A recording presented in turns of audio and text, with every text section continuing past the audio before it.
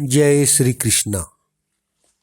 व्यास जी के द्वारा संजय पुत्र मरुत, सुहोत्र, सीबी और राम के परलोक गमन का वर्णन। युधिष्ठिर ने कहा, मुनिवर, प्राचीन काल के पुण्यात्मा, सत्यवादी एवं गौरवशाली राजर्षियों के कर्मों का वर्णन करते हुए पुनः अपने यथार्थ वचनों से मुझे सांत्वना दीजिए। व्यास जी बोले, पूर्व काल में एक सव्य नामक राजा थे। उनके पुत्र का नाम था संजय। जब संजय राजा हुआ तो उसकी देवर्षि नारद और पर्वत दो ऋषियों से मित्रता हो गई। एक समय की बात है, वे दोनों ऋषि राजा संजय से मिलने के लिए उसके घर आए। राजा ने उनका विधिवत आतिथ्य सत्कार किया और वे भी बड़ी प्रसन्नता के साथ सुखपूर्वक वहां रहने लगे। संजय को पुत्र की अभिलाषा थी। उसने अपनी शक्ति के अनुसार ब्राह्मणों की बड़ी सेवा की। वे ब्राह्मण वेद वेदांग के ज्ञाता एवं तप और स्वाध्याय में लगे रहने वाले थे। राजा की शुश्रूषा से प्रसन्न होकर उन ब्राह्मणों ने नारद जी से कहा, भगवान, आप राजा संजय को उनकी इच्छा के अनुसार पुत्र प्रदान करें। नारद जी ने तथास्तु कहकर संजय से कहा, राजर्षि, ब्राह्मण लोग आप पर प्रसन्न हैं और आपको पुत्र देना चाहते हैं, अतः आपका कल्याण हो। आप जैसा पुत्र चाहते हो उसके लिए वर मांग ले। नारद जी के ऐसा कहने पर राजा ने हाथ जोड़कर कहा, भगवान, मैं ऐसा पुत्र चाहता हूं जो यशस्वी, तेजस्वी और शत्रुओं को दबाने वाला हो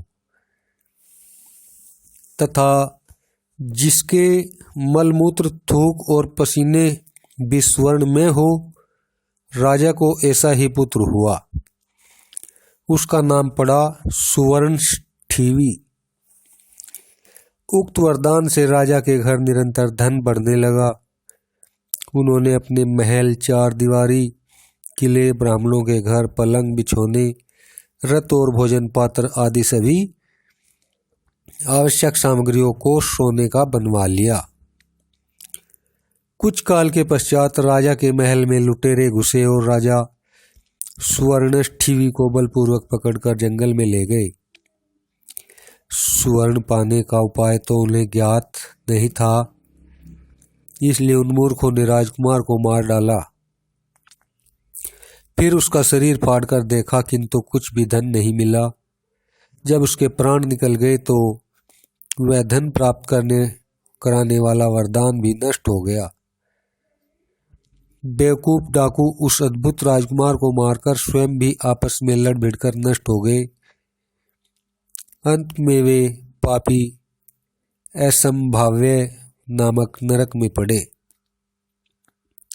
राजा अपने मरे हुए पुत्र को देखकर बहुत दुखी हुआ और बड़ी करुणा के साथ विलाप करने लगा। यह समाचार पाकर देवर्षि नारद जी ने वहां दर्शन दिया और कहा, संजय, अपनी अपूर्ण कामनाएं लिए तुम भी तो एक दिन मरोगे, फिर दूसरे के लिए इतना शोक क्यों? औरों की तो बात ही क्या है। अविकसित के पुत्र राजा मरुत भी जीवित नहीं रह सके। बृहस्पति से लांग डांट होने के कारण संवर्तन ने राजा मरुत से यज्ञ कराया था। भगवान शंकर ने राजर्षि मरुत को स्वर्ण का एक गिरि शिखर प्रदान किया था।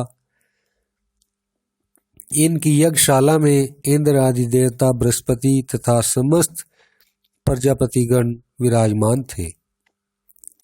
यज्ञ का सारा सामान सोने का बना हुआ था।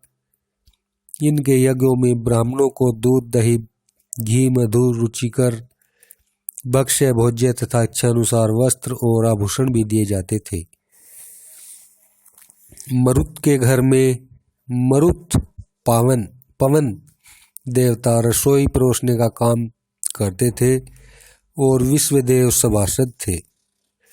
उन्होंने देवता, ऋषि और पितरों का पितरों को हविष्य, श्राद्ध तथा स्वाध्याय के द्वारा तृप्त किया था। सैया, आसन, जलपात्र तथा स्वर्ण राशि यह अपार धन उन्होंने ब्राह्मणों को स्वेच्छा से दान कर दिया था। इंद्र भी उनका भला चाहते थे। उनके राज्य में प्रजा को रोग व्याधि नहीं सताती थी। वे बड़े श्रद्धालु थे और शुभ कर्मों से जीते हुए अक्षय पुण्य लोकों को प्राप्त हुए। राजा मरुत ने तरुणावस्था में रहकर प्रजा, मंत्री, धर्मपत्नी, पुत्र और भाइयों के साथ 1000 वर्ष तक राज्य शासन किया था। संजय ऐसे प्रतापी राजा भी, जो तुमसे और तुम्हारे पुत्र से बहुत बढ़ चढ़कर थे, यदि मृत्यु से नहीं बच सके तो तुम्हें भी अपने पुत्र के लिए शोक नहीं करना चाहिए। नारद जी ने पुनः कहा, राजा सुहोत्र की भी मृत्यु सुनी गई है। वे अपने समय के अद्वितीय वीर थे। देवता भी उनकी ओर आंखें उठाकर नहीं देख सकते थे। वे प्रजा का पालन, धर्म, दान, यज्ञ और शत्रुओं पर विजय पाना, इन सब को कल्याणकारी समझते थे। धर्म से देवताओं की आराधना करते, बाणों से शत्रुओं पर विजय पाते और अपने गुणों से समस्त प्रजा को प्रसन्न रखते थे। उन्होंने मलेच्छ और लुटेरों का नाश करके इस संपूर्ण पृथ्वी का राज्य किया था। उनकी प्रसन्नता के लिए बादलों ने अनेकों वर्षों तक उनके राज्य में सुवर्ण की वर्षा की थी। वहाँ सुवर्ण रस की नदियाँ बहती थी। उनमें सोने के मगर और मछलियाँ रहती थी। मेघ अभिष्ट वस्तुओं की वर्षा करते थे। राज्य में एक एक कोस की लंबी चौड़ी बावलियाँ थी। उनमें भी स्वर्ण में मगर और कछुए थे। उन सब को देखकर राजा को आश्चर्य होता था। उन्होंने कुरु जंगल देश में यज्ञ किया और वह अपार सुवर्ण राशि ब्राह्मणों को बांट दी। राजा सुहोत्र ने 1000 अश्वमेध, 100 राजस्व तथा बहुत सी दक्षिणा वाले अनेकों अक्षत्रिय यज्ञों और नित्य नैमित्तिक यज्ञों का अनुष्ठान किया था। संजय, वे सुहोत्र भी तुमसे और तुम्हारे पुत्र से सर्वथा श्रेष्ठ थे, किंतु मृत्यु ने उन्हें भी नहीं छोड़ा। ऐसा सोचकर तुम्हें अपने पुत्र के लिए शोक नहीं करना चाहिए। नारद जी फिर कहने लगे, राजन, जिन्होंने संपूर्ण पृथ्वी को चमड़े की भांति लपेट लिया था, वे उसी नरपुत्र राजा शिबी भी मरे थे। उन्होंने संपूर्ण पृथ्वी को जीतकर अनेकों अश्वमेध यज्ञ किए थे। उन्होंने 10 अरब असरफियां दान की थी।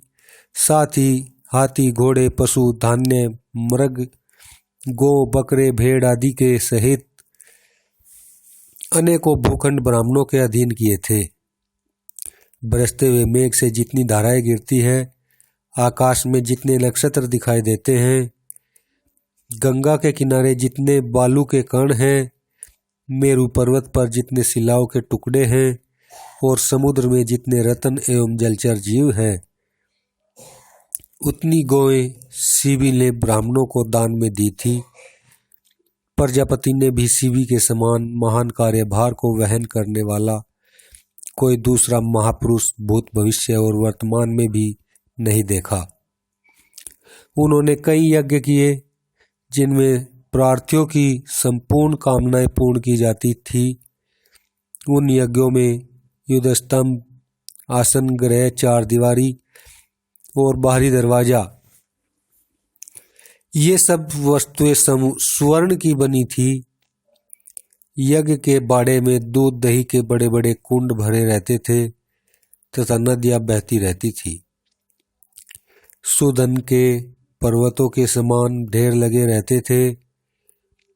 वहाँ सब के लिए घोषणा की जाती थी कि सज्जनों, स्नान करो और जिसकी जैसी रुचि हो उसके अनुसार अन्न पान लेकर खाओ पियो। भगवान शिव ने राजा शिवी के पुण्य कर्म से प्रसन्न होकर यह वर दिया था, राजन, सदा दान करते रहने पर भी तुम्हारा धन क्षीण नहीं होगा इसी प्रकार तुम्हारी श्रद्धा, सुयश और पुण्य कर्म अक्षय होंगे। तुम्हारे कहने के अनुसार ही सब प्राणी तुमसे प्रेम करेंगे और अंत में तुम्हें उत्तम लोक की प्राप्ति होगी। इन उत्तम वीरों को प्राप्त करके राजा शिवी समय आने पर दिव्य लोक को चले गए। वे तुमसे और तुम्हारे पुत्र से भी बढ़कर पुण्यात्मा थे। जब वे भी मृत्यु से नहीं बच सके तो तुम्हें अपने पुत्र के लिए शोक नहीं करना चाहिए। संजय, जो प्रजा पर पुत्र के समान प्रेम रखते थे, वे दशरथ नंदन राम भी परमधाम को चले गए। वे अत्यंत तेजस्वी थे और उनमें असंख्य गुण थे। अपने पिता की आज्ञा से उन्होंने धर्मपत्नी सीता और भाई लक्ष्मण के साथ 14 वर्ष तक वनवास किया था। जनस्थान में रहकर तपस्वी मुनियों की रक्षा के लिए उन्होंने 14,000 राक्षसों का वध किया। वहां रहते समय ही लक्ष्मण सहित राम को मोह में डालकर रावण नामक राक्षस ने उनकी पत्नी सीता को हर लिया। यद्यपि रावण देवता और दैत्यों से भी अवध्य था, फिर भी साथ ही ब्राह्मण और देवताओं के लिए कंटक रूप था, किंतु राम ने उसे उसके साथियों सहित मार डाला। देवताओं ने उसकी स्तुति की, सारे संसार में उनकी कीर्ति फैल गई। देवता और ऋषि उनकी सेवा में रहने लगे। उन्होंने विशाल साम्राज्य पाकर संपूर्ण प्राणियों पर दया की। धर्मपूर्वक प्रजा का पालन करते हुए अश्वमेध नामक महायज्ञ का अनुष्ठान किया। श्री रामचंद्र जी ने भूख और प्यास को जीत लिया था, संपूर्ण देहधारियों के रोगों को नष्ट कर दिया था। वे कल्याण में गुणों से संपन्न थे और सदा अपने तेज से प्रकाशमान रहते थे। सब प्राणियों से अधिक तेजस्वी थे। राम के शासनकाल में इस पृथ्वी पर देवता, ऋषि और मनुष्य एक साथ रहते थे।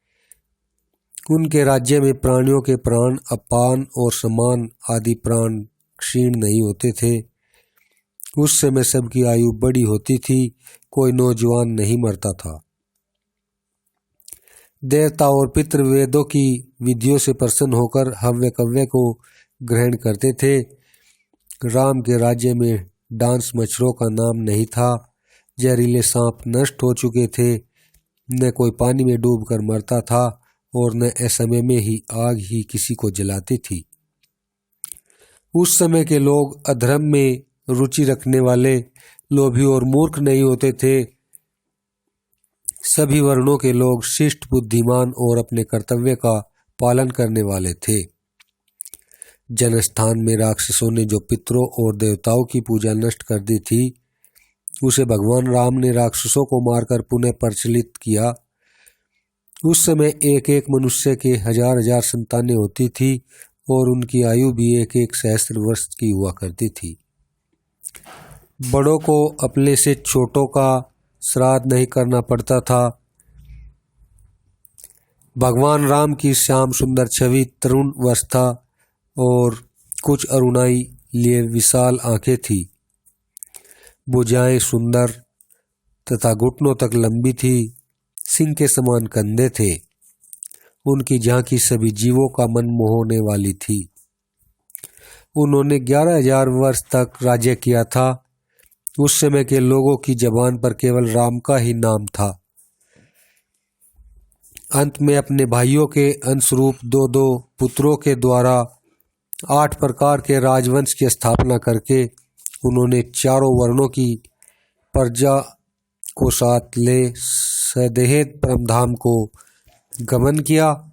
संजय, तुमसे और तुम्हारे पुत्र से सर्वथा श्रेष्ठ वे राम भी यदि यहाँ नहीं रह सके तो तुम अपने पुत्र के लिए शोक क्यों करते हो? बोलो जय श्री कृष्ण।